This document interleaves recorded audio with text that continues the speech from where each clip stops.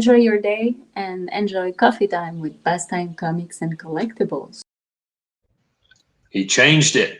That's what I like about this broadcast is how brave you guys are.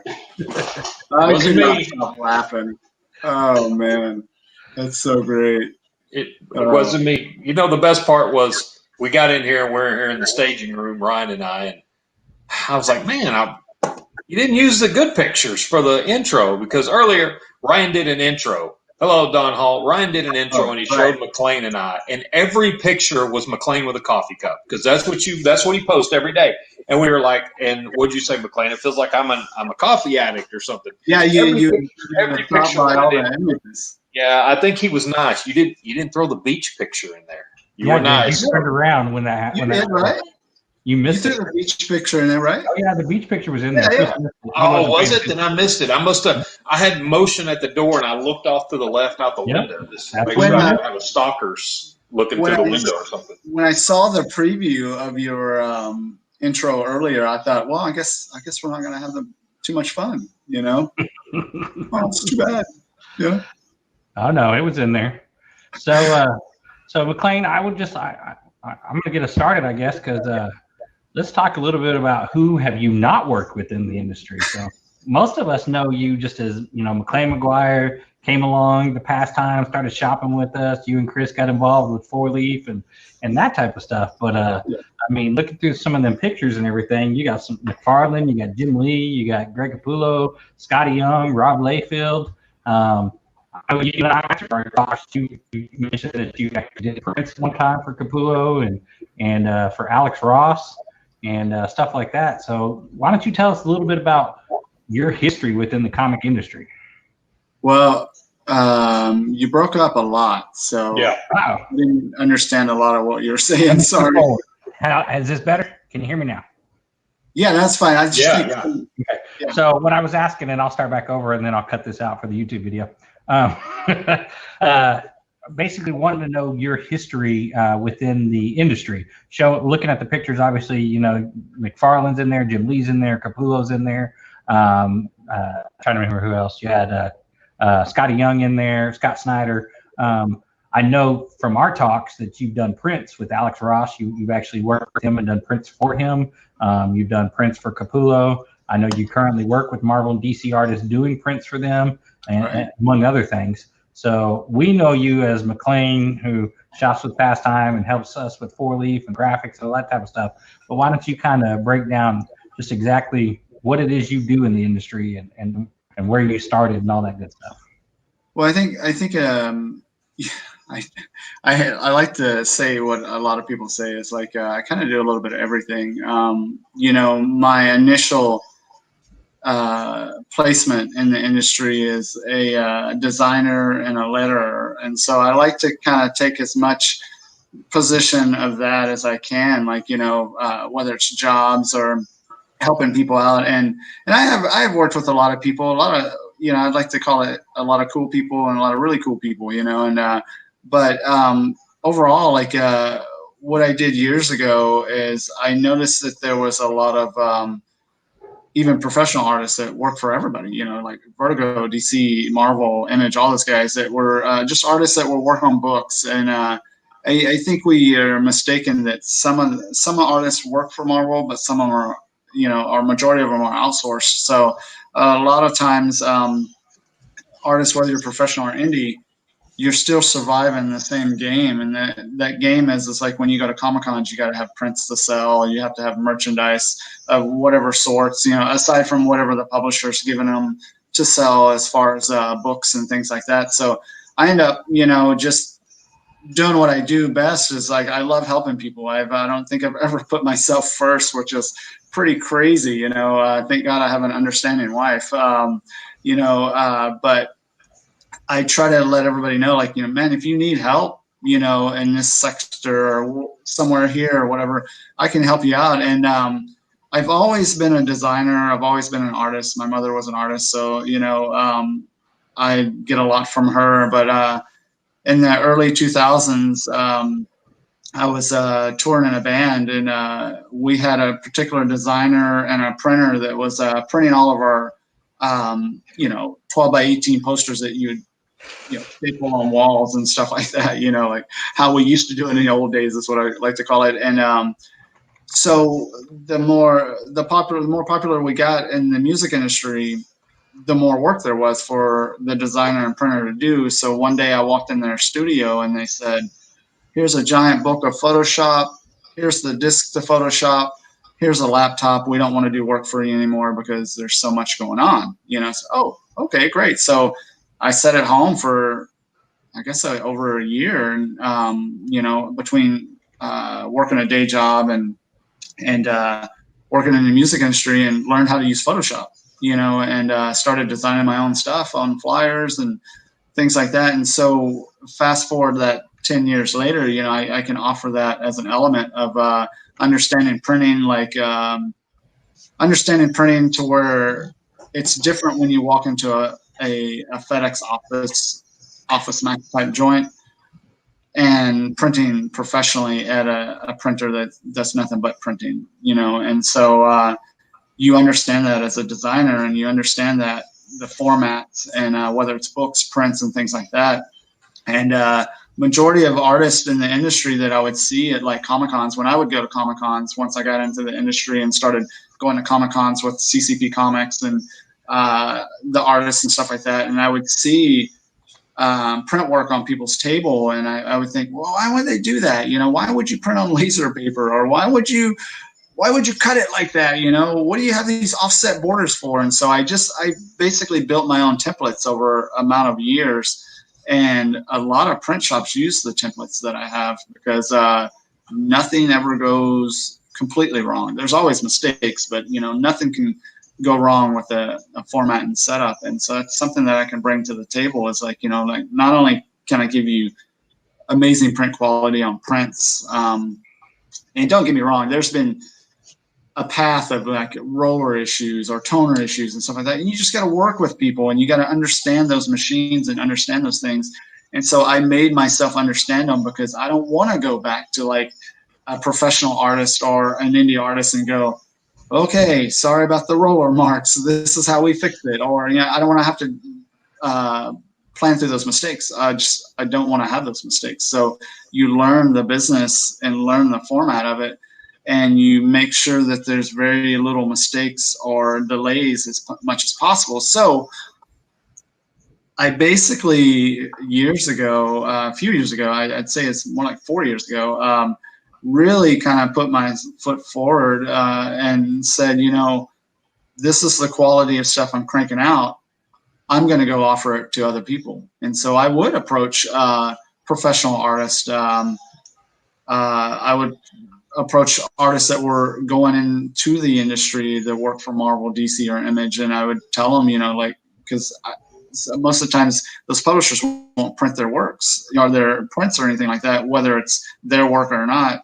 And so I'm just like, hey, I'm an open door, send them to me, I'll print them for you. And that's kind of how all that started. So, been able to work with a lot of cool people, been able to make a lot of good connections. I think my entire path was really to help the artists, the creators, writers, artists, inkers, colorists, and letters of CCP Comics more than anything. And if I could get my foot in that door, then I could loop them around and just be like, hey, I got an artist here. Hey, I got an inker here, and help them out more than anything, so. All right. Sorry. It was my number one question I wanted to ask you. So What's that?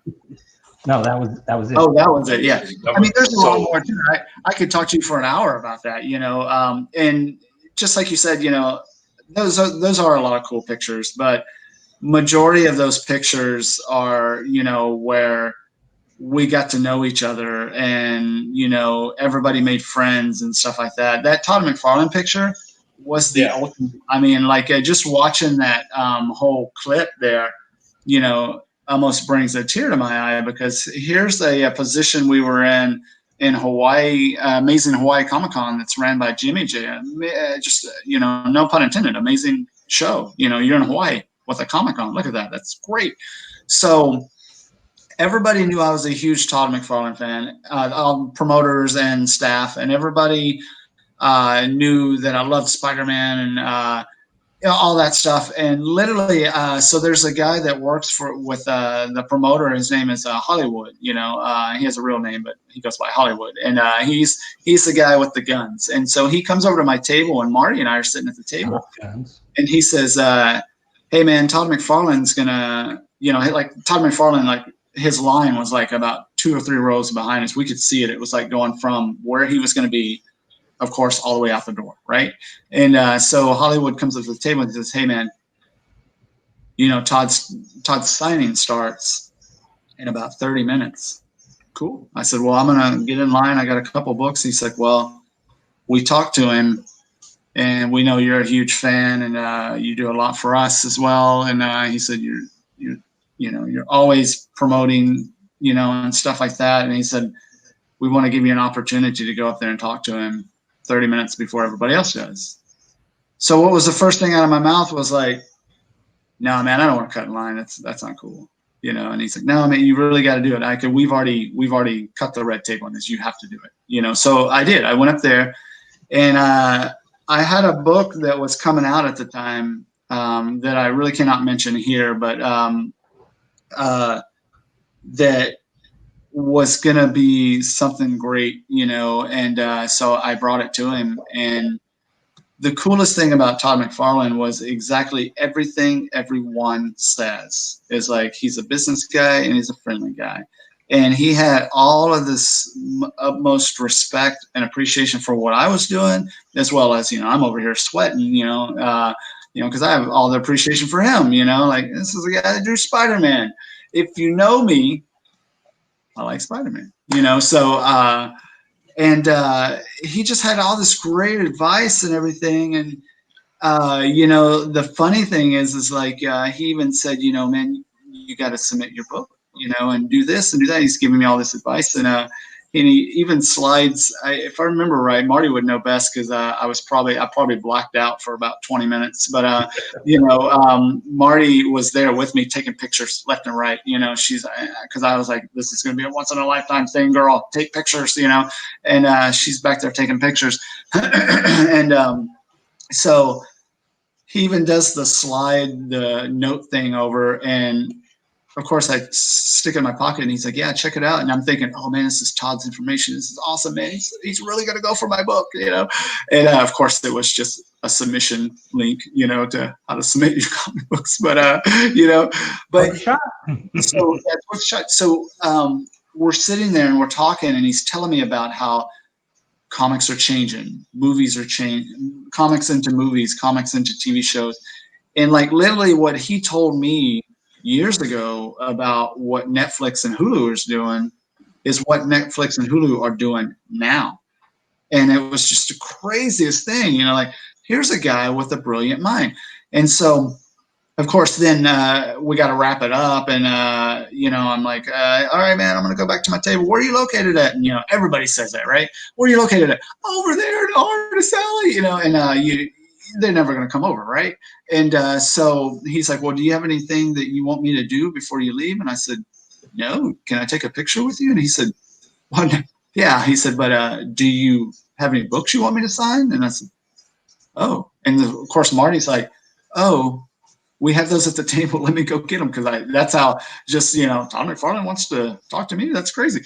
It was a brilliant conversation. And I even told him about the printing and the design stuff that I was doing. And he said, "So you're reaching out to professional artists as well as indie artists and offering them things like that?" I said, "Yeah." And he said, "There's nobody doing that. If there is, they're not talking about it." And he's like, "You should talk about it more. You should tell everybody, and, if they're a professional or not."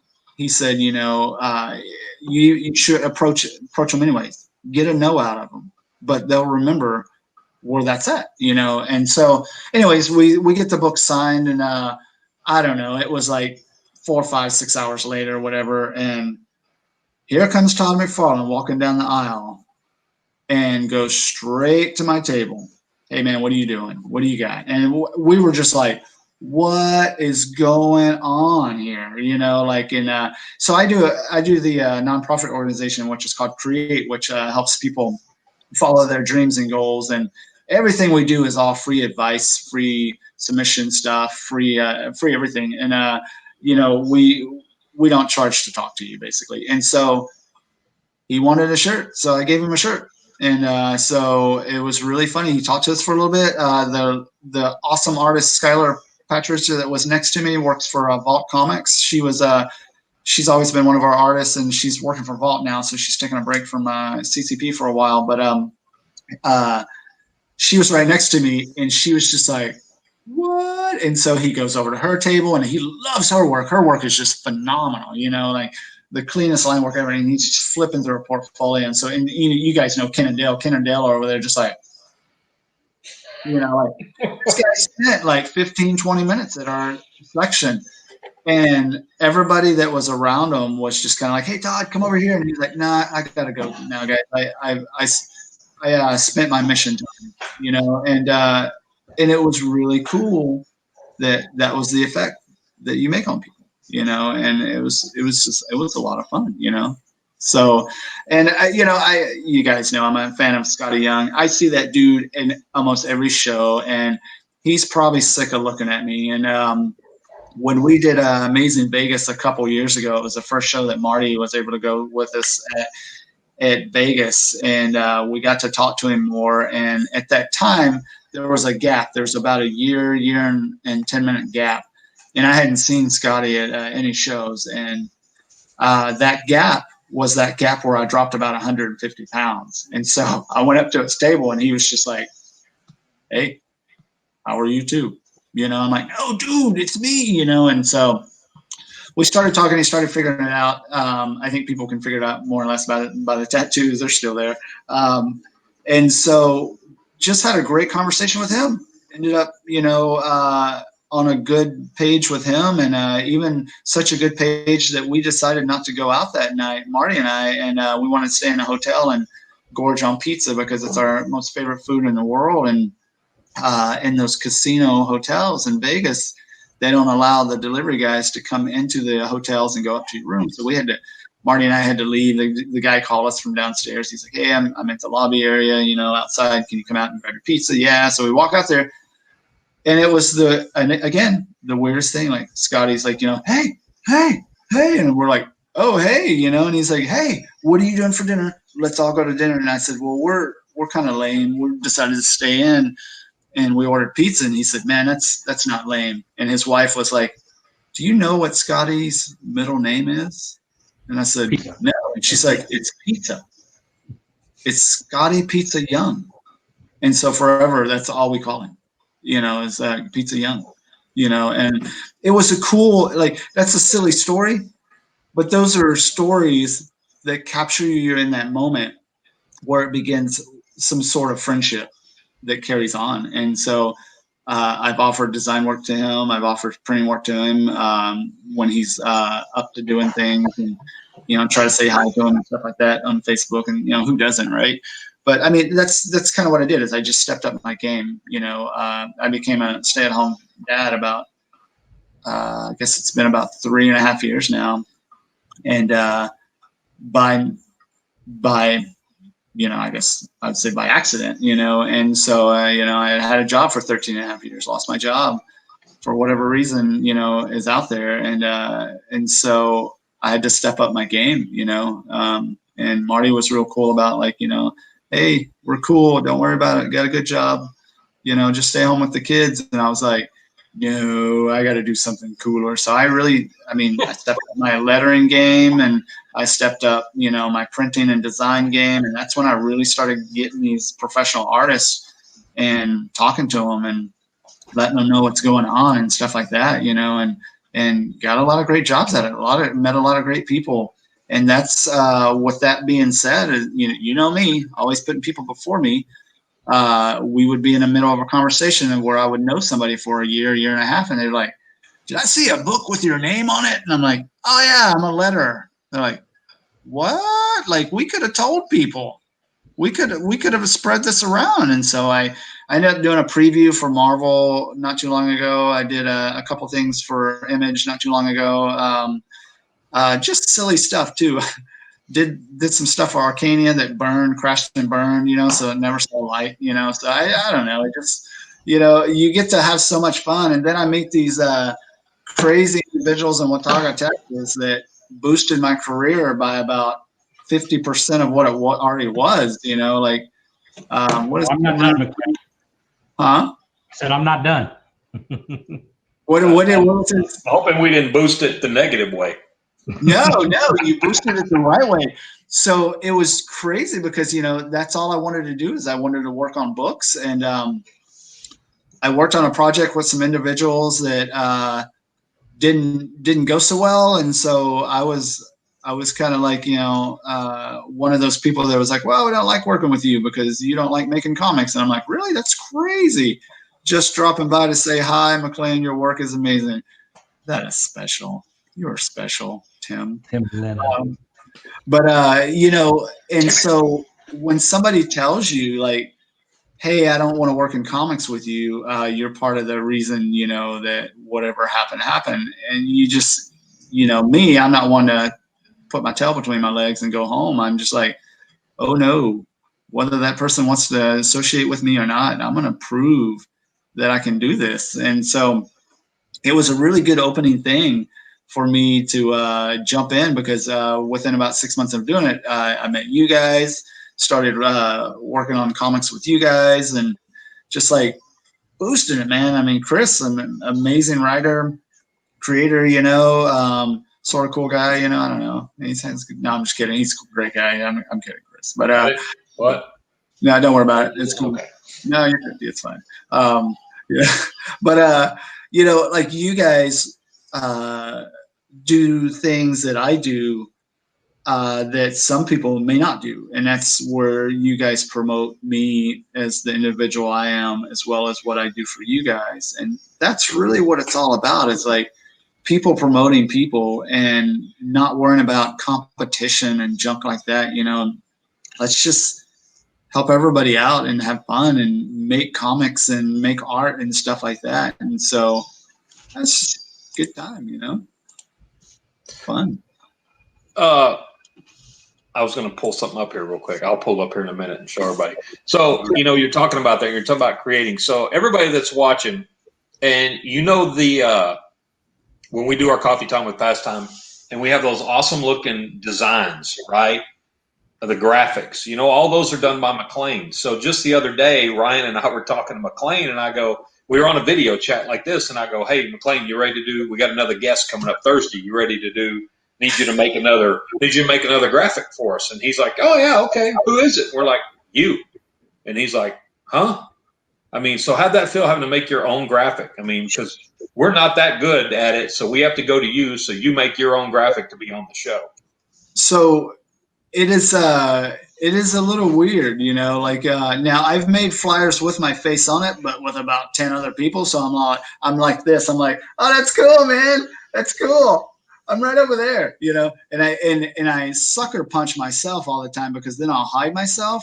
And then the other members of CCP or whoever I'm making a flyer for are like, dude, put your damn name on there. Dude, put your picture on. I'm like, okay, I don't really have to be on there. I'm going to be there. Yeah, but, you got to be on there with us, and it's really funny, and so making a flyer with my picture, with my name and my social media is so funny because it just reminds me of the music industry days when the spot labels would try to capture you and give you a little bit of something just to see if you'd come their way. And they would I was a designer as well then, and they would say things like hey man, put your face on this cue card or this flyer or something like that, and you're like, what? That's weird. I don't want to put my face on there, but it's a lot of fun, so it was a little weird. And I think after I stopped laughing for about 35 minutes, I was like, I should really get this to Ryan on Monday morning. I really should, and stop laughing at myself, like so let me do my job, and so it was pretty weird, but it was neat. It's hopefully that will be the last time, but it was a lot of fun, you know. So we know that you're an artist, musician, you're a writer. You've created your own comics, Right. letterer, designer, interior artist, colorist. You do it all. Married. I mean, really think about it. Your wife. See what she said. And now you're going to be the next, because I jumped on last night. You do your own show like ours, Right. for your create comics. You do your own. So you had Andrew Sanchez on last night, another great artist. Of course, you decided to push the limits and went over 4 hours. 4 on hours. your interview with him, which was insane. And I watched for an hour. But okay, so on all this stuff that you do, and we're going to reverse this question to you. And Ryan, you know the question, and you know how to word it better than me. So, McLain, what is one tool that you've had at the beginning that you just absolutely cannot get rid of? It is your favorite item or tool that you've had. So what kind of tool are you asking? You're talking to a person that's done everything. So whatever your one, that no memento. I mean, you asked the question, you know the answer. you know that. You ask the question every person we have on. So I see Marty laughing. She's like, "Oh my God, he's going to be here all night." So no, we'll cut you out before then. We can remove you. There's one piece. You've got one thing that if Marty comes in there and she's just, all right, I'm getting rid of stuff, I'm cleaning. You're like, no, this has got to be saved. So, just like any artist. So I've always been an artist. I just don't talk about it. I don't put that best foot forward. I don't think I'm that good. Just like any artist. I would rather do things digitally and clean it up, but that's a whole nother story. But I come from a mother that is an artist, and my mom was paid $28.60 to do layout covers for Candyland board games in the 70s. I think it was Crossfire was one of them, Battleship. I don't remember. There's a couple more. Sorry, I guess was one of them, maybe early 80s. So she always had a tool of operation, and that's where my question frames from, because my mother would never let us touch her, art tools. But when I was in my middle 20s, she gave me this pen that's an inking pen, and it's a stylus pen that you can load. And I forget what the exact name of it is, but it was basically made in 1978. I was born in 1976. Imagine that. And so I've always carried that on me, and I've always carried it in my bag. I've always carried it. Now I don't carry it with me anymore because the airports have gotten so crazy and everything, but I keep it in my drawer in my studio, and for any reason that I need it. Have I used it? I haven't used it in 15 years, but I'll catch myself at least once a month, pull it out, and then I'll get Marty and I'll be like, "Hey, can you FaceTime with my mom?" Now she thinks I'm just telling her, "Hey, can you FaceTime with my mom with the kids?" But I do it because I remember growing up and her drawing all the time, and like my mom would create her own games and she's an educator. She's been in the education field for 40 years, and she's probably majority of the reason why a lot of Texas education laws are in place, and she built a lot of elementary educational games by hand. Like she would sit there at night and draw these games on those manila envelope, folders and stuff like that for kids, and go and laminate them and stuff like that. And so it was, "Hey, Aaron, what's up, man?" Aaron's such a cool dude. So she ended up, when I was in my 20s, I guess she figured in my late 20s that I'd grown up a little bit, and so she gave me the tool, and I used to use it with her all the time. And so I used it a couple times, but then I kept it really close to me. I used to always keep it in my bag, like I said, and stuff like that. I'd never tell anybody, like Marty probably knew a few years ago, because she might have found it, like you're saying, cleaning or moving stuff around, I always keep it close to me because my mom's still alive. She's pushing 80, and I think she's probably going to live to about 1,000 because she's crazy. But you know, the coolest thing about my mom is that how freaking conservative she was with us growing up. She had to raise 3 boys. Why not, right? And my mom's 4.5 foot tall. My dad's 6'2". Imagine that. And so, but she's this kick butt little artist. And when I started getting tattoos late in the game in my late 20s, I'd be like, Mom, you got to get a tattoo. And she's like, I don't like tattoos. Tattoos are tacky. You know, I'm like, Mom, she's like, look at your arms, look at your body, you know, why do you have Spider-Man all over your body? I'm like, don't even worry about it. You know, I'm a grown ass man, you know, like I tell my mom, stop bugging me about my yeah, I'm just kidding now.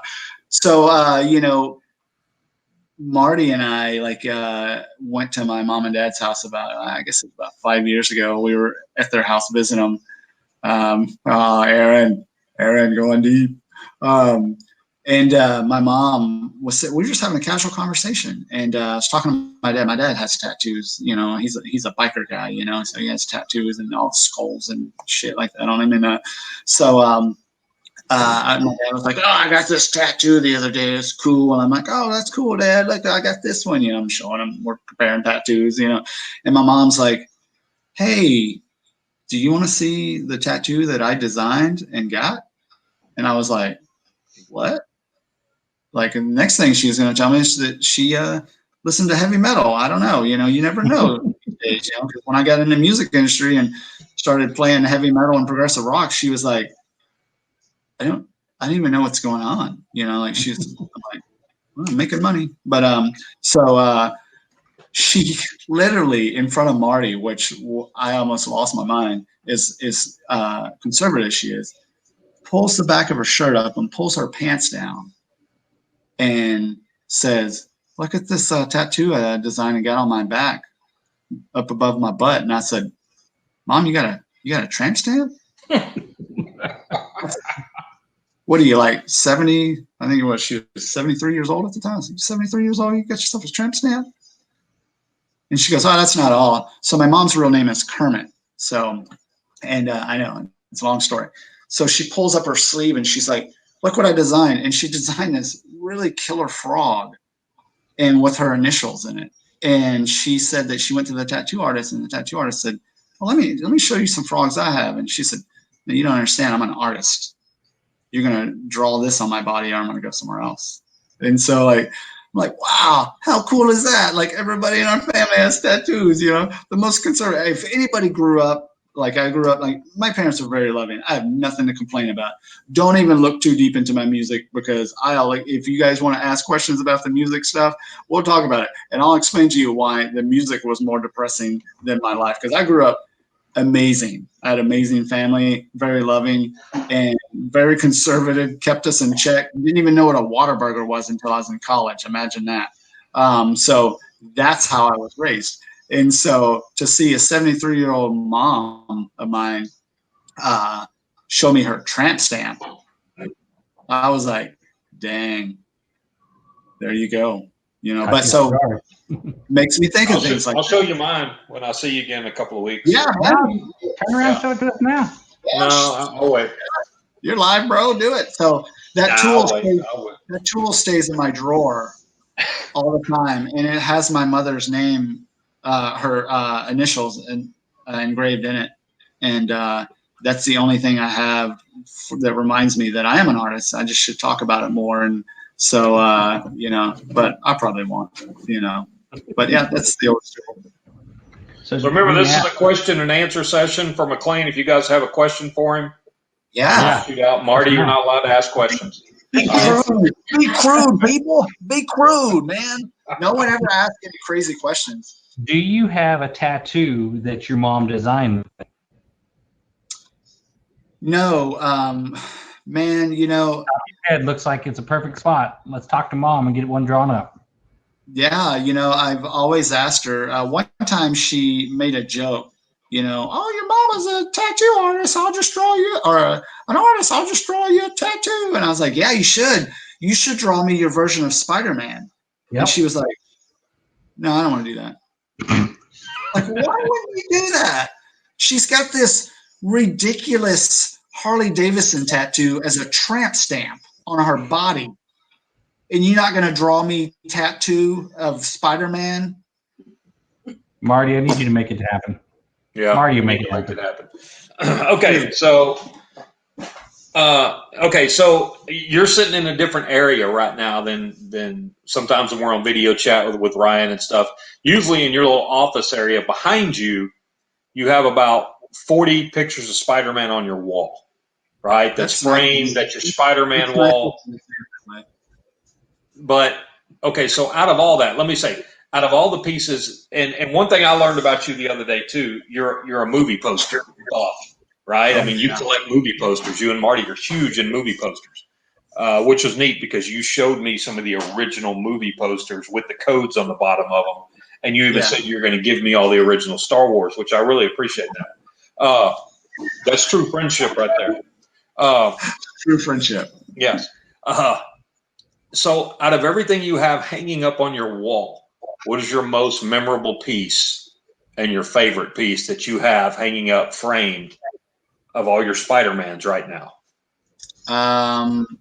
Man, I can show you if you want to see it. It's on my wall right now. But you guys are going to be like, man, that's typical, bro. That's typical. You want to see it? Sure. Yeah, it's typical, but let's do it. I'll show you real quick. I feel like I'm in Mr. Rogers' neighborhood. We're about to go on a walk. Won't you be my neighbor for a while? So the reason why I'm not in here is because, my kid's bedroom is right next to my studio area. So look at that. That's your Tiger King print behind you. That's Marty's painting. That's a Marty print. Yeah. So this is what everything is in my studio. Look at that. Isn't that crazy? Man, oh man. Look at that, the little S on the top. That's pretty cool. So this is my dirty studio, if you can see it. You got stuff everywhere. Massive amount of stuff. So this is, to me, this is my first favorite now. It used to be, or it used to not, but it was made for me about a year ago. And we were talking on the Star Wars nerd live thing on Monday, and we were talking about your kids raising your kids with Star Wars, because my family's a Star Wars family. My immediate family is a Star Wars family, and so you don't want to push those things on kids, but I do. I want my kids to watch Star Wars with me. It would make me feel better, and so look at that Danny Dale Carroll piece behind me here. Dang, that's Tom Holland, because I fell in love with Tom Holland with all the other 13 and 14-year-olds. Mm-hmm. He is a young boy, so that's a little creepy, but okay. He's actually about 24 years old. So, anyway, so last year, it was like early last year or something like that. Eva, just out of nowhere, she's my 6-year-old. She was 5 at the time. Jumps up and says, "I want to watch Star Wars." Oh my God, we stopped everything and put on Force Awakens. And she loved Rey. She fell in love with Rey. Oh, that's so great. We watched it probably like 6 times in 1 week. It was insane. And so she, one day we were having drawing time. We have drawing time every day. So one day we were having drawing time, and I had to leave to go somewhere. And I came back, and she's got this picture. And she's like, "Dad, I drew you this picture." So what's the picture of? And so she drew me BB-8. Look at that. Hold on. Cool? We're gonna zoom in on it. There. Wait, my bad. So Ryan, she drew that. She drew that BB-8. Isn't that awesome? Yeah. I was like, man, that's so cool. And she's like, yeah, I remember the robot. What's its name? I said, it's BB-8. She's like, just go ahead and draw that. I'm gonna finish that up for you. I'm like, all right. So, but I mean, my love for life is, Spider-Man. I don't even know where to start. This obviously, look, you got the Master in the middle, Stan Lee. That's a Ken Salinas piece. You got Ken Salinas, Miles. I mean, I'm in love with it all, man. I mean, Spider-Man's my game.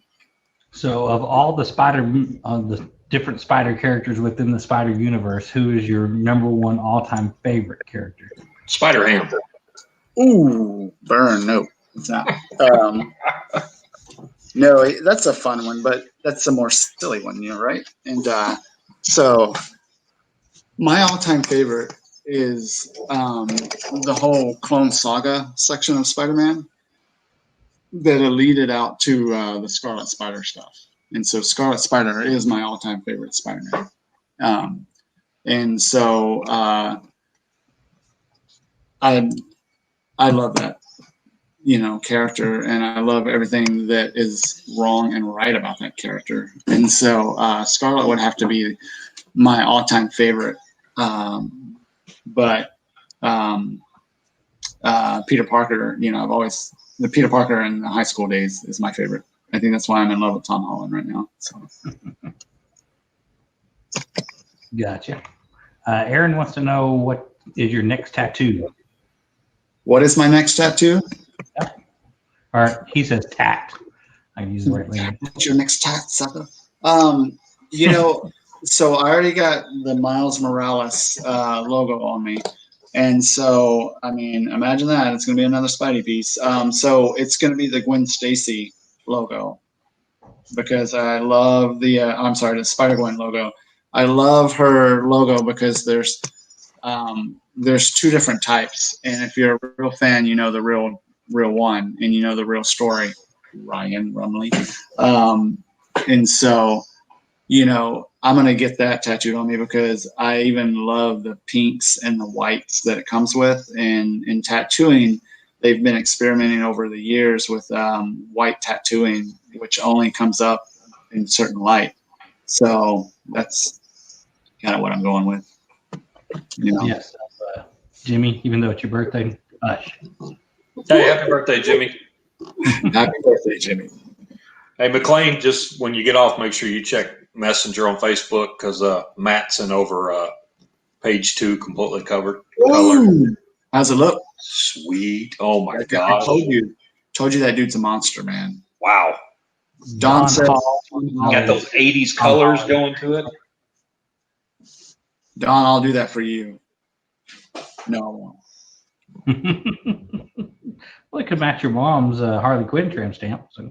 I cannot believe 78-year-old woman with a tramp stamp. I have nothing against tramp stamps, but if you grew up in the 43 years of that lady that I did, getting in a Cadillac with her in the 80s, and my brother turning on the radio and good old rock station comes on, my mom's like, whoa, whoa, whoa, whoa. If we listen to that, it's going to warp our brains. It's the devil. So you get tramp stamp? The devil. Yeah, tramp stamp, is that the pathway to somewhere? So Marty's got a question. Marty McGuire joined us. Imagine Marty having a question. We've only asked you 3 questions, and we've been on for 47 minutes. So McLain extends the questions almost 12 minutes to 15 minutes an answer. So sorry about that. I don't care. It's your time. We're just messing with you. Which is a very good answer, and I actually had this one written down over here on my notepad to ask you. I didn't have it like that, but so how many books did you work on last year, and how many so far this year? So great question, Marty. A fan from our audience. Question. She reminds me that when I have my everybody has good days and bad days. So when I have my bad days, she reminds me of the level of where I came from and where I'm at, and so. Sooner or later she just starts slapping me, but let's hope not. I was coming off of a really crazy deep end of comics and creating comics and writing comics and stuff like that, because I lost an amazing story of mine. That's the one I was telling you earlier, like I cannot talk about, but I lost it in a battle of having to just let it go because of the sake of letting it go, like everybody has to let it go type thing. And so I was destroyed. I was actually, let it go.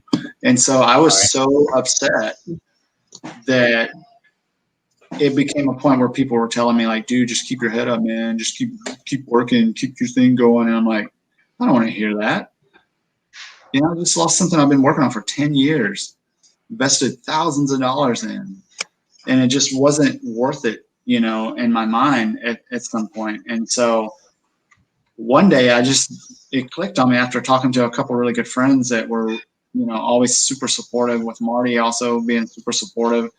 I remember sitting on the edge of my bed one day and I was like, you know, screw all these people that are saying keep your head up, you know, the normal fighting thing, keep your head up, keep going. I was like, man, screw that.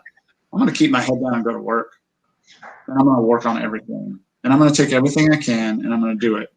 And so in 2019 alone, I completed 27 books once the year was ended. Now, 5 or 6 of those didn't really start coming out until 2020, which was, you know, like Churchill Manor, Forgotten Isle 3 and 4, things like that. But those were, you know, Chris, those were completed by December and stuff like that, if not on the edge of that.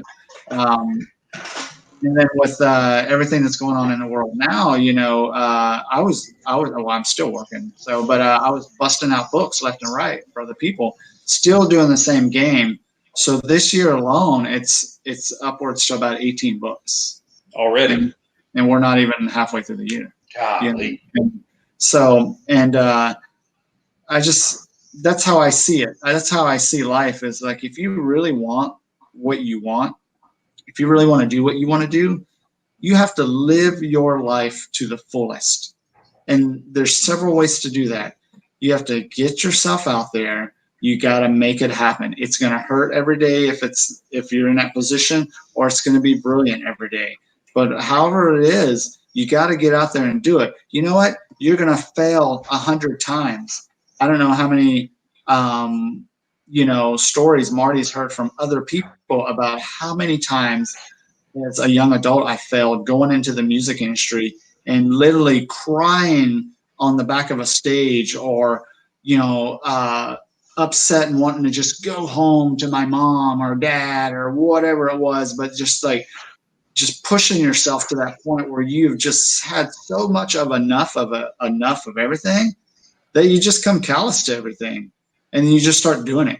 It's all about following your dreams and goals and working your tail off for everything that you do and giving it your absolute best. And, you know, working with you guys alone, I love that, you know, Chris said something in the past couple of weeks to like other people that I thought was more phenomenal in life than, you know, Jesus, you know, and it was just like, you know, no offense if anybody's religious at all, but and it was that, you know, like we're talking to people and I forget what conversation it might be in the middle of, but Chris is like, oh no, I just let McLain do it. I trust him with everything I got. Just let him do it. He's going to get it done.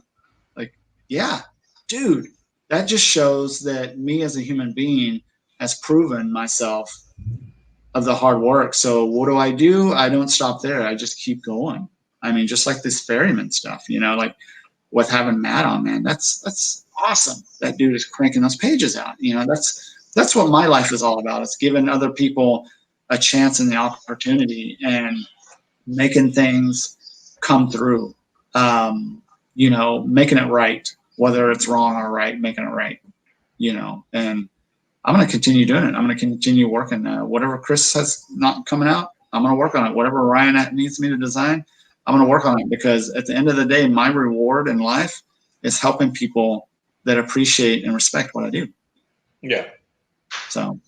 Yeah, and we appreciate everything you do for us. I mean, there's so much like, I mean, how did I first meet you? I was putting on the Watauga show last year. Watauga, Yeah. little regional Comic Con that we do here, right at the community center.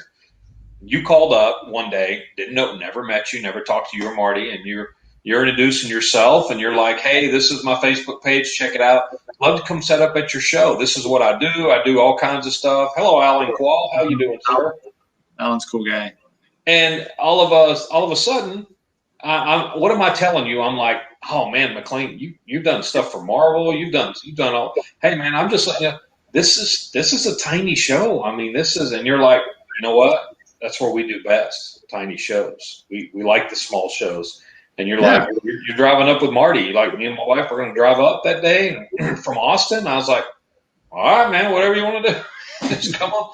And you wound up killing it that day, selling your prints, selling some of Marty's work, and I got to meet you, and that's kind of how it happened. And then you were like, well, hey, if you ever need help with anything, this is what I do. And then we started talking to you about books. Ryan started talking to you about design and stuff. And I remember Ryan going, oh, my God, McLain, he's a godsend. Because I think, yeah, I remember that just out of the blue. Because, Ryan can do some of that stuff. But at the same time, he was like, man, where'd you find McLain? I'm like, hey, he just called out of the blue. I don't know. Somebody sent him to us, I guess, knowing we're about to get on all these projects. And I mean, it was like when I first started the Forgotten Isle book, me and Ryan were talking about it, right? We got Alan to do the cover, who's here, Alan Quall, for issue 1. But I didn't know anything about lettering or what's going on. And then I started talking. You're like, hey, dude, I can letter. I can letter books, right? I do that. I'm like, yeah, I had no clue. And you're like, I can design books, right? I go, I have no clue. And you're like, just let me have it. Just give me what you got, man. I got it. Just don't worry about it. And I was like, oh okay. I didn't know how this thing was going to be. And then the thing took off. So, yeah, I mean, and then from there, we like we tell everybody, right? I mean, all three of us, it's, you just kind of, the old blood brother thing, we sat around the campfire, the three of us, and slid our hand open and shook hands. Nobody got COVID, so we were all good. So far, Ryan still got the scar. Yeah. It's, I'm not even trying to say this because you guys are on, but it's absolutely brilliant working with you guys. I mean, that's, this is what working in the design field and comic industry, art field, lettering field, whatever you want to call it. This is what it's really all about, is enjoying what you do with the people that you enjoy it with, and the level of respect and everything that everybody has for everyone. And I mean, don't get me wrong, we're, aside from this live thing, I mean, we're a little goofy and, and stuff like that. I see you smiling, Ryan. I see you.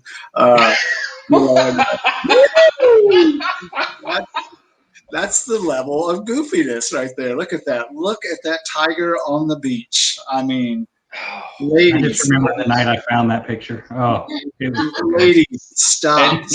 And Marty took that photo, right? Marty took that. No, she wasn't there. I was unleashed. That's what happened. Swoosh or anything. She wasn't there. She wasn't even. She was 22,000 miles away. You were in Hawaii, right? No, we were in Ventura, California, north of LA, and we went to a show that the show was just having complications and stuff like that. Not with the person that was doing the show, but complications. Look at the hearts all blowing up. People like that, That's your wife. It's your wife that's liking that. Yeah, she's now, cool. if Aaron started sending hearts, we'd start having questioning. He probably already has. Look at that. There you go, Aaron. There you go, Aaron. Yeah, Aaron. Don't look away, Aaron. Look at it in the his eyes. Man, look at that beast. But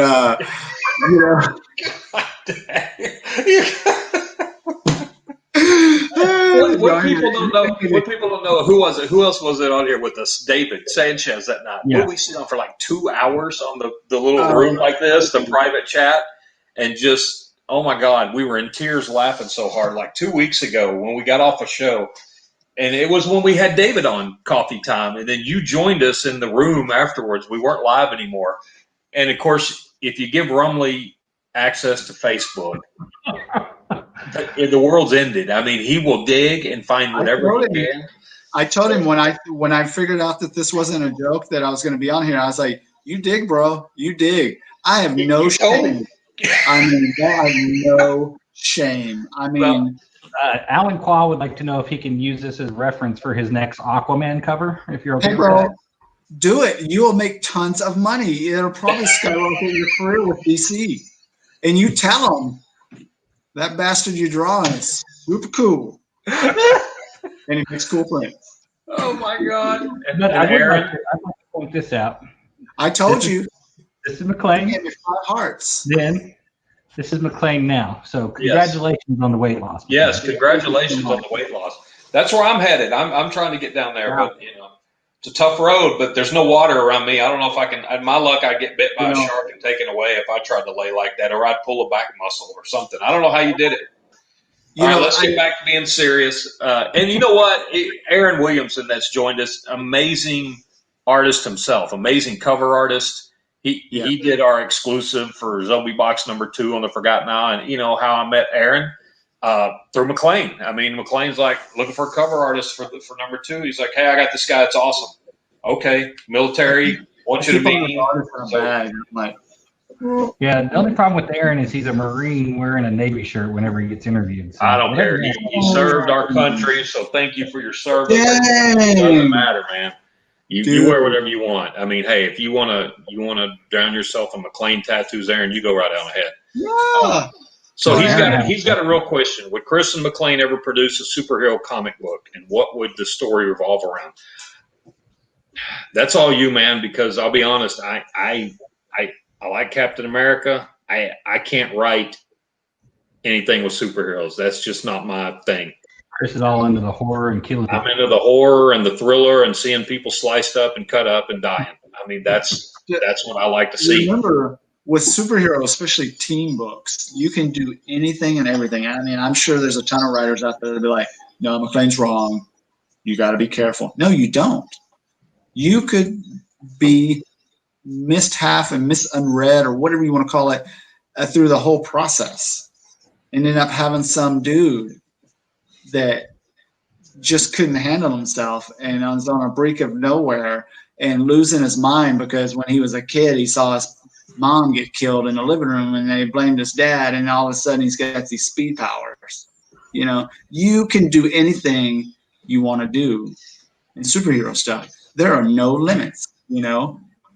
What do you say? You know what? And you're right, because I will say that. And I'll be honest, there's some crap out there right now. There really is. I'm not saying my stuff is good that I put out, but I'm just saying there's some crap. I mean, Ryan's been in the store before, and there's been a new title come in, either a DC or Marvel title, and it's been great. He'll come in. We're getting ready to do our show on Tuesday night. All of a sudden, he'll grab the book, and I see him walk over, and he sits down. I'm like, what are you doing? He goes, oh, it's new. I'm excited. I want to read this. I'm telling you, 4 pages in, putting it back, bag and board. He goes, yeah, I'm done with that. I'm like, I've done the same thing. There's just Spider #1. Everybody, my Ghost Spider series. They just I'm struggling. And now the new #9 is going digital, and they're not even going to release it in actual paper. They will release it in print, but it's going to be later in the year, they said. But it is digital. I think with Ghost Spider, they were just trying to throw that out and do something. Like they probably got a couple of those guys and were just like, come on, let's just put a story together and go with it, you know? And they're just trying to keep her alive. Yeah, don't destroy that. Dan Slott should have the ability to go and slap the shit out of people that do that, you know, in the Spider-Verse. Sorry, Dan. He's a cool guy. But you should slap people. You know, we could do a horror superhero. I will say this. McLain and I have been hired out to do a book to come out in December, a one shot that we're working on. So that there's more to come on that one. That was me fun. It's more of a kid's book, but yeah, we got hired out to write that story. So yeah, it's gonna be fun, definitely. Well, let's please. All right, Marty McGuire with another question. All right, from the gallery, Marty McGuire from the gallery. I like we're on Saturday Night Live. I don't know if she's married, but don't let this tattoo phase you, girl. Come on over here. I won't tell nobody. Shame on you. I got 2 kids. Sorry. Shame on you. I mean, it's there. He's waiting. Hey, let me tell you something. In life, you got to look for the right woman. I wasn't looking, obviously, because I'm not cool like that. So, No, you know, you. yeah, she had to ask me 20 times, I think. I'm exaggerating. It's like 15 times to make sure I got it, you know. And so, where'd that come from? yeah, I was like, wow, that's a change. Yeah, I mean, shut up and move on. The current project you're working on, and I was just showing the image of the current project you're working on, where you're telling us about Marty. I was going to answer her question and be like, you know, that little jingle thing that I'm working on right now, Ferryman, you know, that's pretty cool. You know, that's actually a great book, and I'm so pumped to work on it. I find myself working on it slower than I've worked on any other books because I love the feel of the book, the eeriness of the book. I love knowing that Chris, being the creative writer, comes from the same generation as I do, and there's elements in the book that you will eventually, when everybody read it, if anybody reads it and doesn't come to one of our tables and says, "Oh man, I remember this in the '80s," or "Remember this and that," you're not reading it well enough. You probably should read it again, because that's what's so cool is there's elements in it that you think, "Oh man, that's what would have happened." And I just cannot say it because we just started making the book, so I don't want to give it all away. But it's so cool. And then we got Joe Scott, one of the best horror artists out there, and then got Matt Chambers, which is blowing up the colors. Like, that's insane, dude. That guy, I cannot wait to see that second page. I mean, and here's a guy like Chris and I are talking to earlier today, and I laughed about this with you, Chris, and I warned you because he's over there saying when we had him on speakerphone, he goes, "Oh yeah," after he asked his question, he's like, "Oh, that's cool. Well, I'm gonna knock these 2 pages out later today." Yeah, okay. You're like, what? You're gonna do what, dude? Like, he'll have the book done in no time. Oh my God! Wait do you see it? I'm telling you. So Aaron knows Matt too. Again, it goes back to that whole circle family thing where networking is important in this industry. So, well, me and Aaron and Matt worked on a book together, and Matt colored it. Aaron did the pencils and inks, and it might have not been Aaron's genre or style, but that's what makes him such a great artist. He did the job. He got it done. We all had a blast doing it. Probably learned a lot of things about adults you shouldn't learn. And then, yeah,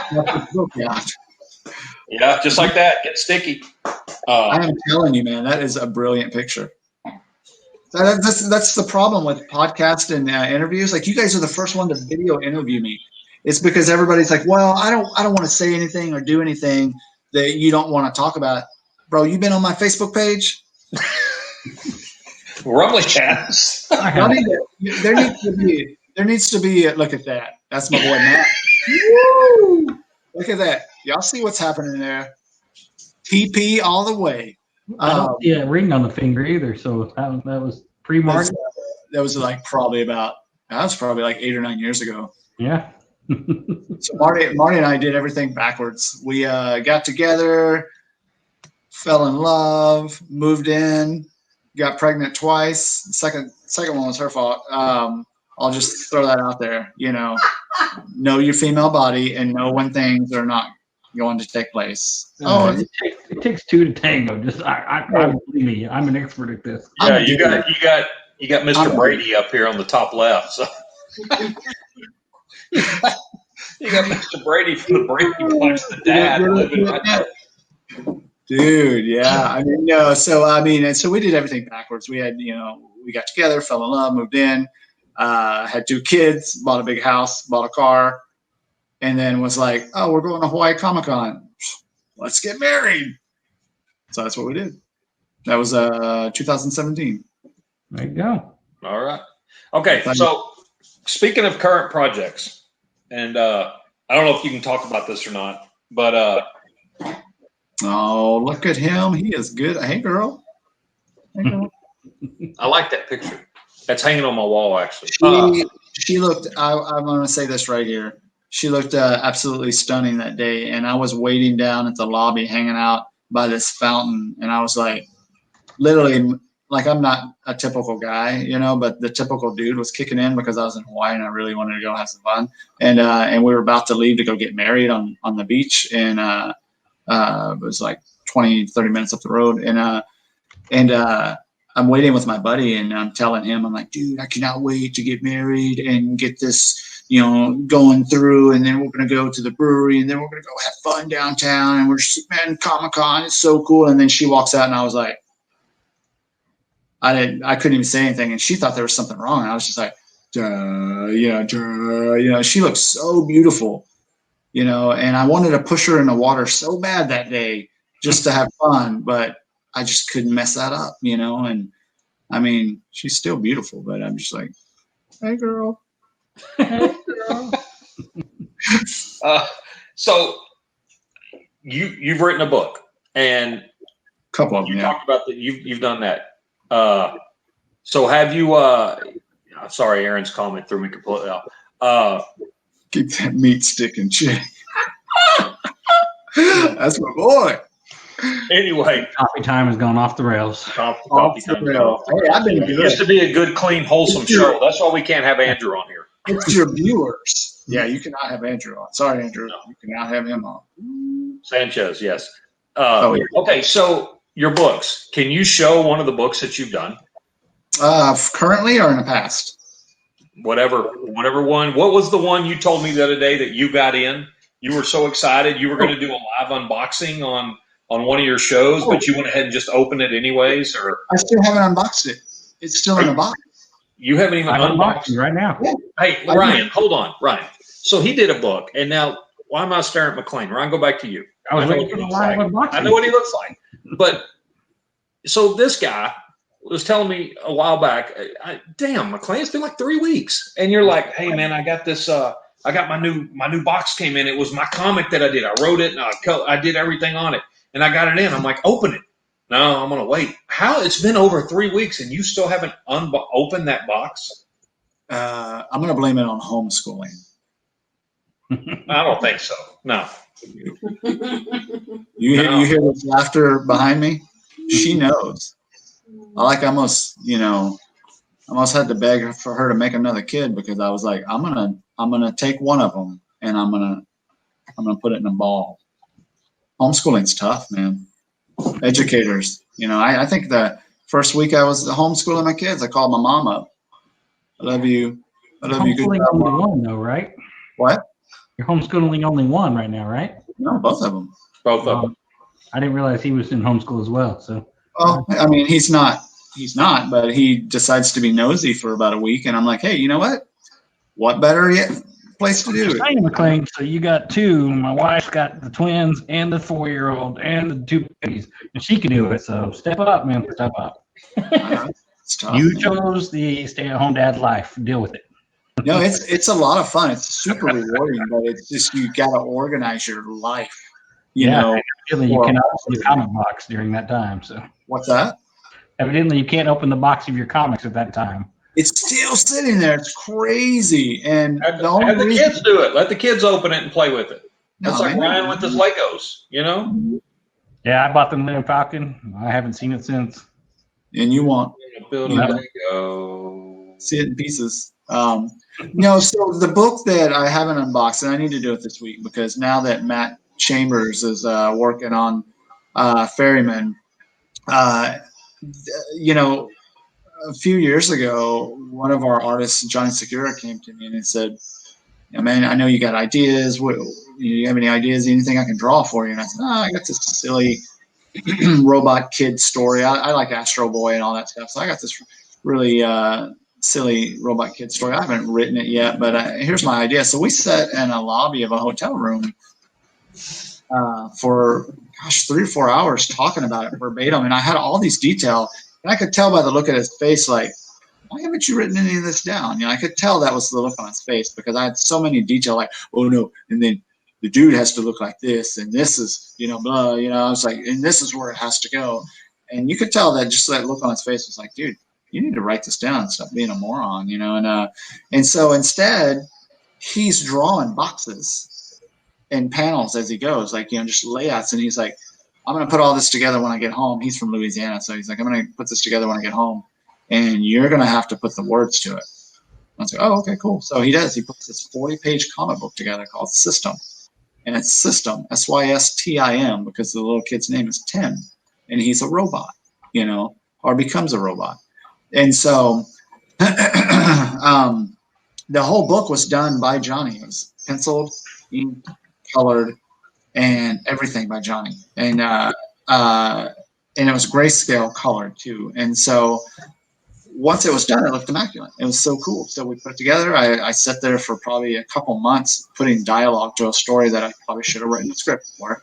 And, and worked around how because Johnny told the story with his art and it was immaculate. And it was so cool. And so I had to put all the dialogue in it. And so I went in and I designed the whole book, formatted the whole book. released a 40-page book, and we had it out for about a year and a half, 2 years. And then along came Matt Chambers, and him and Johnny known each other for years. And one day, I didn't know it until they were halfway through the project, I think. But one day, I think it was Johnny I was talking to, and he was like, "Hey, you know what you should do?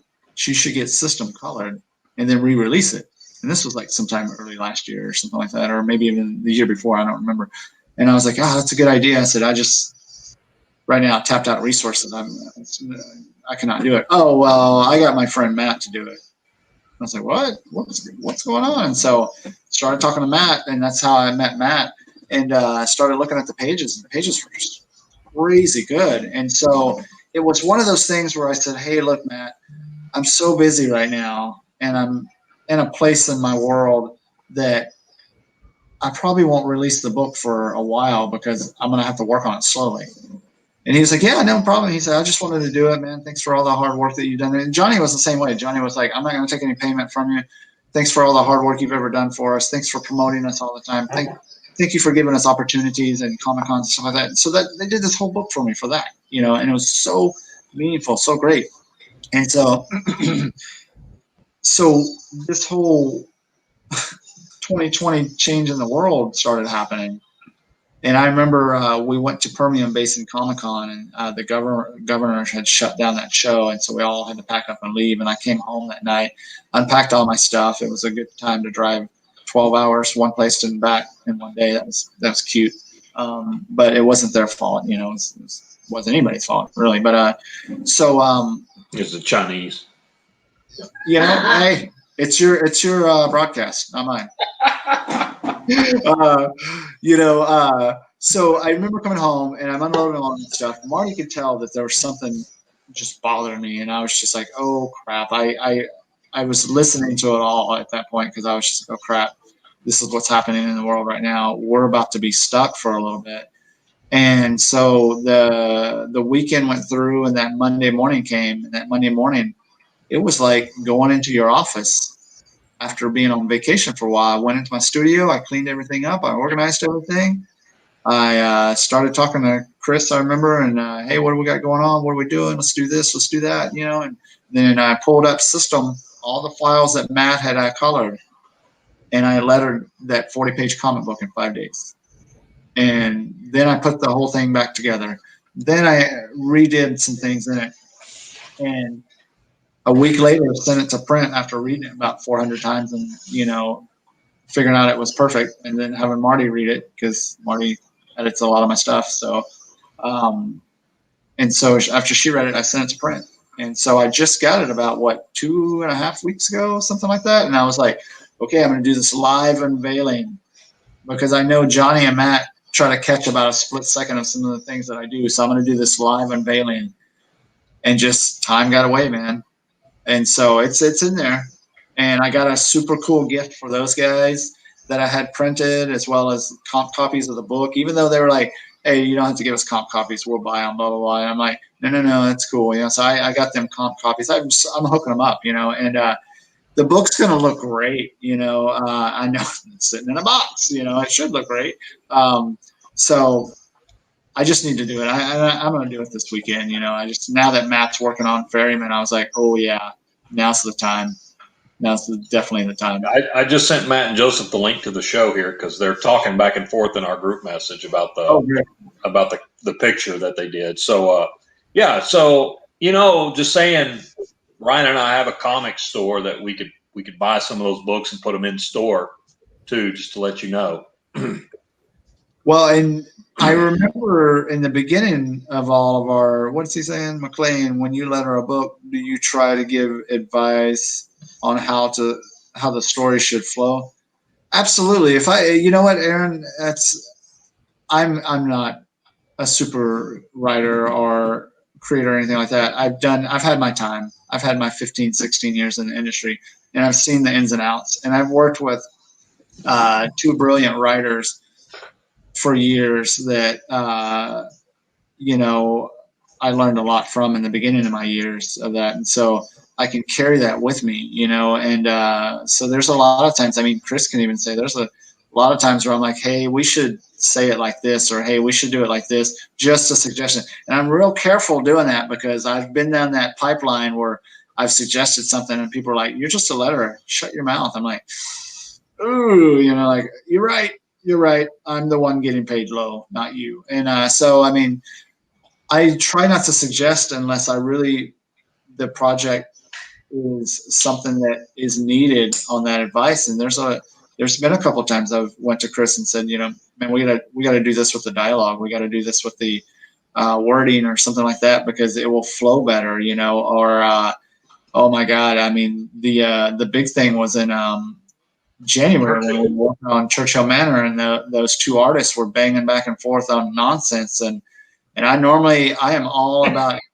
Aaron can tell you, like, I'm all about the artist. I will give the artist the upper foot and leg, body, cape, whatever you got before anybody else because they're the imaginary guys or the imagination guys drawing the visual of what the writer has. So I'm always giving them first dibs on whatever they think. And these two artists when we were on that feed, Chris, and that one guy was like, said something in the same lines of like, you're just a letterer or whatever he said. I stopped and you called me a little bit afterwards and I was like, man, F that guy. I'm just going to do it myself. And so I went in and I restructured and drew a couple pages and fixed things like the artist, the artist could have focused on the story so much where he could have told a story where remember the lady was pulling the book out of the library and a piece of paper fell out of it.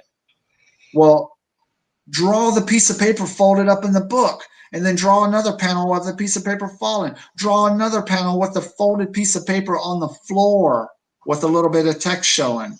And he couldn't even do that. So I did it. I mean.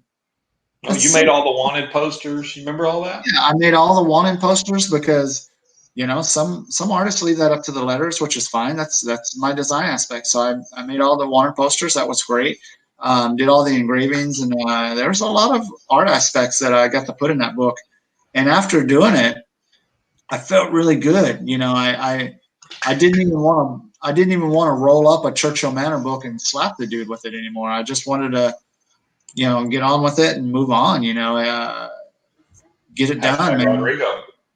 Yeah, #Rodrigo. Sucko. I mean. I get it, man. I'm just a letterer and designer. People don't have to listen to me, but I think what Aaron's going with is that I've been doing this long enough that I am not a talented writer, but I can tell you what flows and what doesn't. And that's what I've taught myself in a maddening way in the last 3 years. Pressure myself. Cletus. That's a brilliant fella right there. Your positivity helps me power through. What's your superpower? No, that's your superpower. Well, your positivity is your superpower. That's what Mike's saying. I sometimes get worried that people are just like, oh, here he goes again. It's Thursday. We get it, McLain. Stay focused. Stay on track. Stay strong. I feel like there's people over there, that are saying, I try to match you, and I give up. It's obviously not going to happen. Like when I message you, you're always like, "Hey, Ryan, I hope you're having a great day." Blah blah blah. And so I've started trying to do that. You get the novel every morning too. Yeah. I love those. I've been doing it back to him now. I've been like, "Oh, hey, McLain, guess what? It's a great day to be alive. Good morning, McLain." I'm over here crying while I'm telling you that. Oh, I'm having a great day. It's gonna be so wonderful. Get everything done. No, I mean, that's my family experienced. #create. That's right. She's got it. My family. You guys know my backstory. My family. And Aaron knows it too. My family encountered one of the most devastating things a family could have, I think, in early 2019. And that's why I've never changed the banner on my personal Facebook page that says silent and it has duct tape across my face. It's because there is nothing that I want to say right now that is going to be negative anymore, and the most important part of that is like waking up every day and feeling great about what you're doing and what you're about to do and how things are going in life and what you can pick out of it to get rid of the negative. And so, and don't get me wrong, I had a best friend of mine call me up a few weeks ago, and she said, look, bro, you ain't got to treat me like that every morning. I said, what do you mean? She's like, I don't want to hear, she said cuss words, so I won't say that, but she's like, I don't want to hear this whole good morning, hope you have a good day at work. I don't really, I don't want to hear that. Just say, hey, what's up? Like, that's fair. It's just that's just how I talk, and it's how I've always talked, and so positivity is like, I'm just trying to reinforce and let people know that there are worse things in this world. And that's why I started my whole, you got to live your life to the fullest, because as my family, immediate family, my wife and I and 2 kids figured out early last year is only get one life. If you use it up, what are you going to do? Well, you're going to be dead for one, because that's the use up. Secondly, what are you going to do? Are you going to, you're going to be like 80 years old and you got your grandkids on your lap and they're basically like, hey, what did you do with your life, Grandpa? And you're like, well, there was this one time I wanted to do this, but I was too scared, so I didn't do it, so I'm glad. I love things like what Mike says about, he loves the positivity that I give out. I think that's wonderful. I mean, I love hearing things like that. I love people that follow me on that path, because I'm not trying to be all righteous and, crazy about it. I'm just like, hey man, let's put differences aside and all this other stuff. I'm not even trying to be a hippie about it. I'm just like, let's have fun in life. Let's make comics. Let's do cool things, because there's 2 people on this broadcast that has taught me that as much as anybody else, and that's you 2 guys. I mean, look at all the stuff that you guys give me to do. So positive, so cool, so much fun, That's what it's all about. If you ain't having fun, there's no point to it. Right. I mean, that's how I feel. So off topic quick, Chris, just look, we got some storms coming in, FYI. So. Yeah, I just saw that big old monster thing coming right at us. Yeah. So. Well, it's lightning and thunder over here, so you're about 5 minutes. Yeah, I mean, I can hear it out the window, so dogs are all riled up. But no, I mean, I just looked at the radar. I was like, holy cow, look at that thing come. Sorry, McLain. Hijacked. Well, that's good to know, because it's probably headed our way. No, you're good. It's just one single cell that's it's going to pound us pretty good. The hail core is insane on this thing. It's bright purple. All right, well, that's going to be fun coming in here in a little bit. I'm gonna step out. Y'all can keep doing it. I'm gonna go work on getting the van in the garage. So I'm gonna go take care of that. But McLain, thank you so much for joining us. Love you, and we'll talk tomorrow. So yeah, I'll talk to you in the morning. I'm still here. I'm just turning on the porch light. See how Chris has got up, so I can't step out yet, because then it'll just be an empty chair there. Well, y'all give me 1 minute. I'll be right back. I need to step over here and grab something, and then I'll answer Aaron's question. I'll be right back. I'll pop back. I'm stepping out, Chris.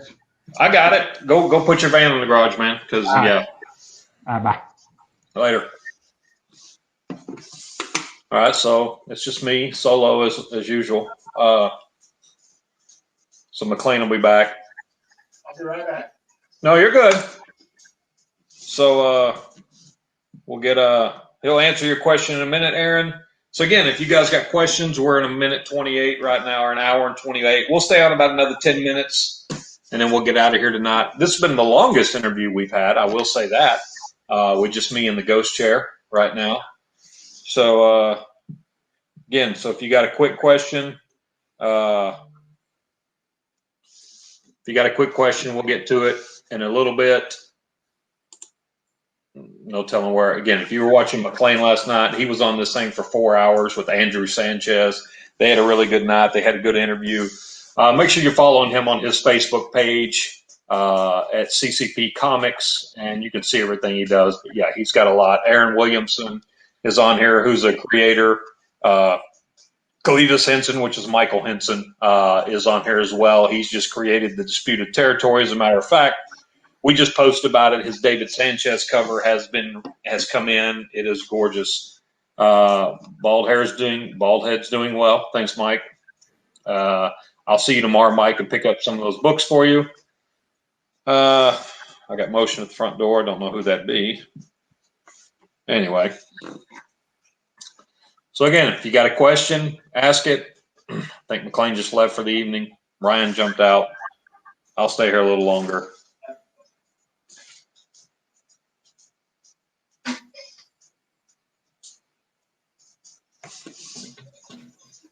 Sorry about that. I'm going to take You're care of good. something. You are good. I told them all we'll last about another 10 minutes, and I'm going to bail out and deal with our dogs because they get crazy during the storms, and this thing popped out of nowhere. So anyway, so Aaron's got he's saying he can't hold a candle to you because everything you do and how you go on above and beyond, which is true. You go above and beyond everything that people ask of you. And you have built great relationship. I mean, my friendship with you is amazing. You know, there's Mike who's joining us now. Yeah, Mike, it got weird. So, I met Aaron through you. Like I said, Mike is joining us. He's joining the creator group, putting out his own book now. And, just all the people he's met and talking to you and the resources you're bringing. I still want to work with Mike too, man. I would love to work with him on his book, whatever I could do. Like, I love being a part of things that are so great and so fun and just talking to him. It's like talking to you, Chris. Like, it's like I was telling Marty this about a month ago. There was a patch. It got weird. There was a patch of one day, like there was a couple weeks in a row, like I would talk to you every morning, and then like you got real busy for something, and I didn't hear from you for a couple of days. And one day I told Marty, I said, "Hey, my girlfriend doesn't call anymore in the mornings," and I was like, "That hurts my feelings." But it's so I laugh about that because it's funny because you get so attached, like you guys, you especially become such a great friend, and I love working on your books, and I feel like I feel like even though we're 3.5 hours away, every time you're like, "Hey, I got this book idea," I feel like I'm reaching through the phone and grabbing your collar and going, "Let's just do it. Let's just get an artist and do it. Let's make more books." It's just like, because your books are so great and it's so great working with you. I have so much fun, and it's wonderful. And I see that in Mike as well, Well, and Mike would be fun to work on. And now Mike worked on, he did do our blood splatter on the Forgotten Isle #4. He is the blood splatter specialist. The only thing with working with Mike, and we both told him this, I would love to work with him on a book as well and do something. But let's face it, and you and I are going to be honest here. There's not going to be no room on the inside cover for our name on the credit page because he takes it all. I mean, we know it, right? Yeah, I mean, it's all gone. It all says Michael Henson. We can just kind of code our name down in the copyright stuff. Or I mean, you could do that if you create it. I mean, that'd be the only way. There's no room on there. Remember those Yoda posters you'd have to look at, and you're like, "Oh, that's Yoda in there." Oh, that's what you're talking about. Yeah. One of those where you just stand there and stare at the design to make out the word. I love Mike. He's so funny, dude. He's such a great artist too, man. Yeah. Well, he's right. At least we know that going in. Yeah, that's true. Hey, Mike, can I get my name on it? No. Okay. I was asking for Chris. Yeah, that's what it would be like, though. But no, I think it'd be fun. But man, you brought so many people in. I mean, think about it. So besides helping me out, you got Ken, you got old Danny Dale out there that you brought in. You got Aaron. You brought in Joseph. You brought in Matt. I mean, look at all these people. Andrew Sanchez. In just a matter of months, you've known all these. I mean, if there's somebody out there that's wanting to create a comic, right, that they're new, they have a story, they don't know what to do. This is what I tell people, right? Because we started 4 Leaf Comics. We don't take any money for that. We don't want any money for that. That is kind of like your hashtag create. That is all it's about. It is That's what CCP Comics is about. exactly. So we just merge them, really. So the whole thing is, and that's what we've told somebody. I've actually had somebody come up before, besides Mike, who does everything on his own, which is fine. But that's Mike. Like, he's the Elon Musk of our generation, I guess now. So if you're wanting to create your own comic, you want to write something, but you don't know where to go, I always say, talk to McLain, because you have the interior artist, the cover artist, the letter, the designer, the printer, every single thing.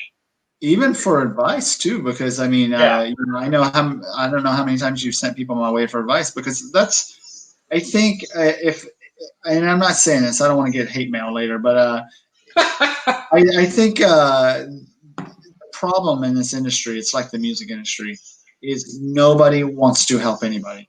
Why? Because everybody thinks it's a competition game. It is not a competition game. Yes, you have to have the next big thing. Yes, you have to have the next great idea. But that doesn't mean the guy down the street that needs a little bit of advice to do what they need to do needs to get shunned because you're just trying to process your idea. I get it. It's a lot of hard work. It floods your mind. There's times where people will message me and I will check the message and say, I'll get back to you tomorrow. I'm sorry. Today's full of just madness. And I'll get back to them just to answer their question, because I would love to have where there's opportunity where people help people out. And that's never going to happen. Yeah. That's why I bring that to the table. That's why people will ask me, and spend 2 or 3 hours on the phone with me. And then before they, what are you saying? Good point. The competition aspect as an artist is real. Yeah, you're right. Absolutely right. And the problem is nobody will give advice, because, or some people, not nobody, but some people won't give advice because they're afraid of the competition. What the hell are you afraid of? You know, whether you're a badass writer, badass artist, or whatever, it doesn't matter. What matters is what you're producing and how well you do it. And what really matters at the end of the day is you getting off your ass and getting it done. If you're gonna talk to somebody and that somebody tells you like, I don't have any advice, because they may not want competition, then go get your book done. Get it done. Like you do what you got to do. And if you need help, call me. I'll give you every ins and out. I'm not trying to hoard that. I don't care. I'll tell you how to format that book. I'll tell you how to put it together. I'll tell you how to find people to letter it, draw it, whatever. I mean, look what Chris and I are doing. I mean, and what matters is putting your work out there, whether you think it's good or not, putting that work out there and making it happen. Hell, I want just the opposite. Let's keep making each other better. There's plenty of room. Hell yeah, there's plenty of room to make each other better. But the only way to make each other better is if the three of us are not competing. And we're not. No. I want to see Mike. Mike's writing his own Western book, right? He's coloring it. He used Medi to do interiors of book 1, right? That we used on the Forgotten Isle, which is fine, because he's looking for an interior artist. I said, call this guy, and they're actually going to come on in a couple of weeks, and we can get them slated in. Cool. I've got Mike coming on with him, the interior artist, to come on as well. So we'll have them coming up in a couple of weeks. But it's the same thing. It's just like, hey, do you have anybody? I don't own these guys. I mean, you introduced me to some of these. I reached out and found a couple of interior artists, just like Aaron. Aaron can do these badass covers, just like Ken can, just like, everybody. You got Matt. So if Mike's like, hey, I'm looking for somebody for another cover. Well, he's used David. He's used Alan. I'm like, look at Aaron, man. Call Aaron or call McLain. McLain's got guys. Here's the thing is like everybody expects, this to happen overnight. It's not going to happen overnight. No. I don't care who you are. Let me tell you something. I may have gold records in frames on my wall in my home from the music industry, but me, myself, my wife can tell you that we struggled for 4 years to make those kind of things happen. We struggled where there was one person in a crowd to 1,500 people in a crowd. I spent $160,000 loan to make a record. You have to do what you got to do to get it done. That's the issue. It's like some people don't want to get it done and they want it to happen overnight. It's not going to happen overnight. You have to work hard. You have to prove yourself. And that's one of the things that I've learned dramatically since, the last 3 or 4 years is that you have to prove yourself to yourself, and you got to prove yourself to the industry you're working in. And then once you prove yourself to that industry you're working in, you can do anything. It's called, I was about to say it, it's called hard work, people. I mean, I hate to be that direct and crazy about it, and I'm not the one to be able to put that on the table, but let me tell you something. Anytime like Chris or anybody has a book, I don't care what's going on around me. I set aside time. We get the book done. Shoot, we're in pencils and inks and 2 pages of colors of 5 or 6 pages completed out of this new Ferryman book, and I've already lettered 5 pages. I'm ready to go. I'm ready. Yeah, that's how I feel. I'm like, I'm ready to go. Let's do this. Let's get it done. I remember what I told Matt on the phone today. Hey, bro, I want you to color this as fast as you can, as efficient as you can.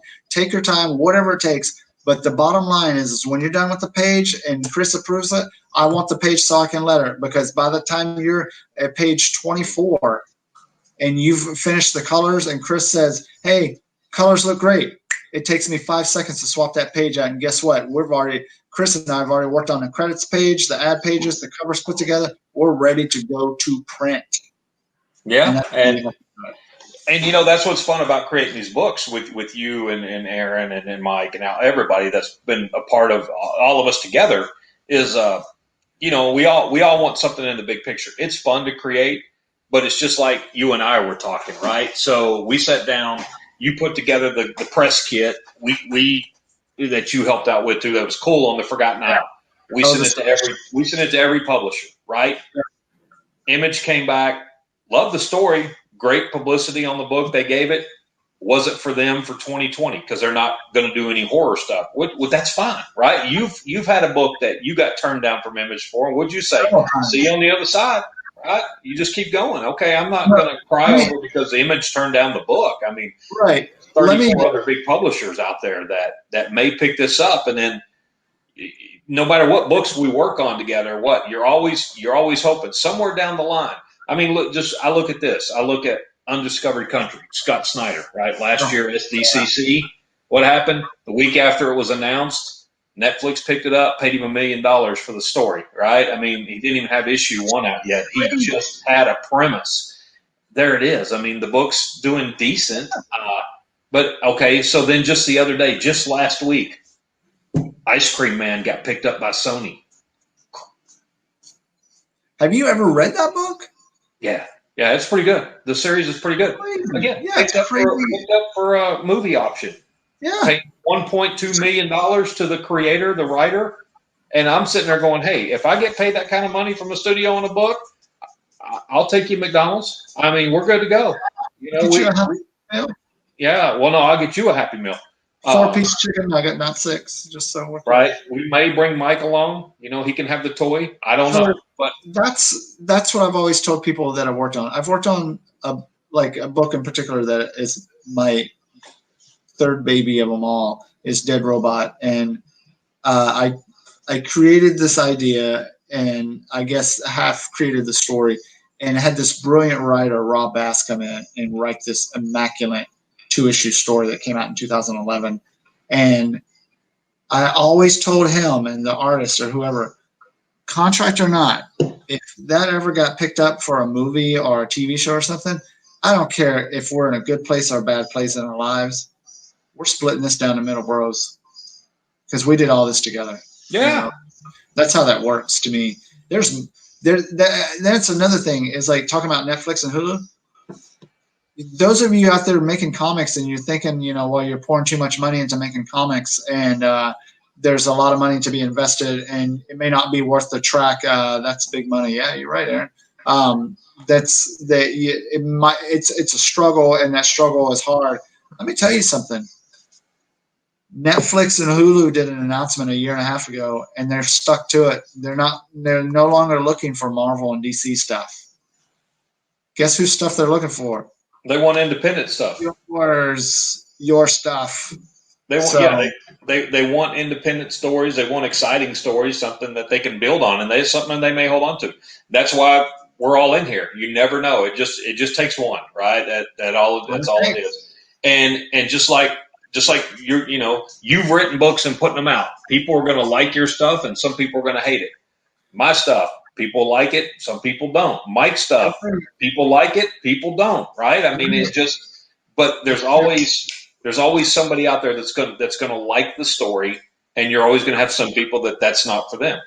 I love being indie, and let me tell you a story that if it doesn't make you work harder or be positive, I don't know what will. I mean, I'm sure there's better stories than this one, but Dead Robot being a story, I'm always submitting that every other or every year and stuff like that. I mean, I've been doing it since about 2012, 2013. I don't know how many kickbacks I've gotten off the submissions that say, looks great, art looks great, stories great, just not what we're looking for right now. Right. So fast forward to about 2 or 3 years ago, I'm in New York Comic Con, and it was around the time I just lost all the weight. So I, of course, to everybody in the world, I look like a complete different person. I love that Image Skybound booth. And one of the editors that was there, I went up to him and I said, hey, it's when I started like really banking out my lettering. And I went to the booth and I said, hey, I'm a letterer and I have a portfolio. I'd like to drop it off. Can I do that here? And she said, yeah, you sure can. She's like, can you go get it? Yeah, I'll go get it. So I grabbed it and I came back.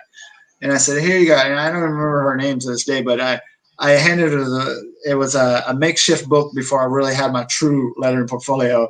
And I handed it to her and she looked down and she goes, hey, thanks. McLain? And I said, yeah. She's like, Dead Robot guy? And I said, yeah. She goes, I'm the one that's turned it down. And I was like, oh, that's awesome. She goes, you still got the book? I go, sell it on my table every time. And she's like, that's awesome. Keep it going. But she remembered my name because she was the one who's turned down the book.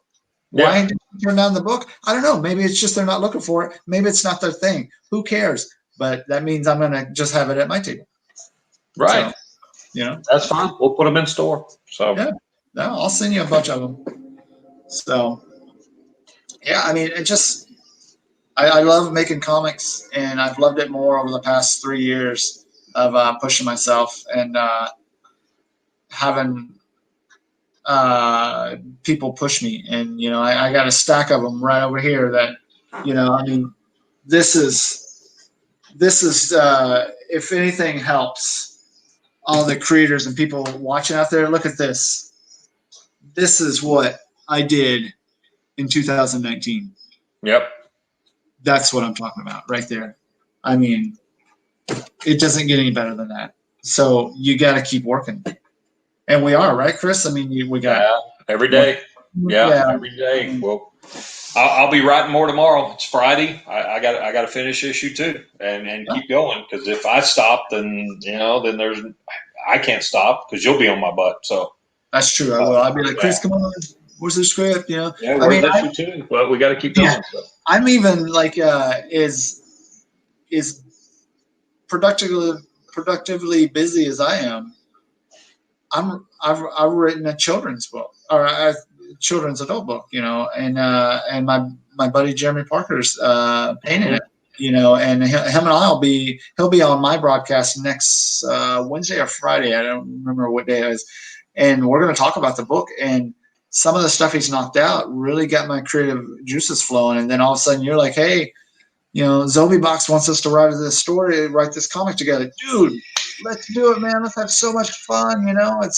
That's what it's all about. Let's just go, Cletus Ahoy. I remember that. I remember. You're lettering that book for us, for me and Mike. Yeah, that's going to be a tough one. Yeah. I know. You might be some spell check in that one. I don't know. I have to retire after that one. That's going to that may be the one to hit. That may be the one to hit. Look at this. Look at that. Kent Salinas. That guy. He's joining us at the end of the show because we're going to go ahead and wrap this thing up so I can take care of these antsy dogs that are going crazy for these storms. Give them their meth for the night. And then, so But you know what? All right. Well, I appreciate you joining us tonight on Coffee. Thank you. I will say you have take credit knowing we're at an hour and 49 minutes, almost an hour 50. You are the longest interview ever on I Coffee gotta Time. watch Clone Wars, man. We gotta hurry up and get off so I can wrap up with some Clone You got to Wars. go watch Clone Wars, man. And just remember, you're also going to be YouTube famous because this will be uploaded tomorrow morning on YouTube. Woo! Go to our Pastime Comics YouTube account. We appreciate